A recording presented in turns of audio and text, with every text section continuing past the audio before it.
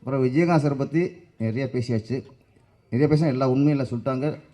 ஏன்னா வள்ளல், மற்றவங்களுக்கு பசி ஆற்றுவர், உணவு போகிறவர் எப்படி சொல்லியாச்சு. என்னை பொறுத்த வரைக்கும் ஒன்று சொல்லணும்னா எஸ்சி சார் சொன்ன மாதிரி தான். நன்றியுள்ளவர், விசுவாசி. தமிழ் திரையுலகிலேயே நிறைய ஹீரோக்கள் இருக்காங்க. ஆரம்ப காலகட்டத்தில் புது இயக்குநர்கிட்ட கதை கேட்டு படம் பண்ணுவாங்க வளர வரைக்கும். வளர்ந்து ஒரு இடத்துக்கு உட்காந்ததுக்கப்புறம், அவங்களுக்குன்னு ஒரு மார்க்கெட் உட்காந்ததுக்கப்புறம் ஜெயிச்ச டேரக்டர் மட்டும்தான் கதை கேட்பாங்க.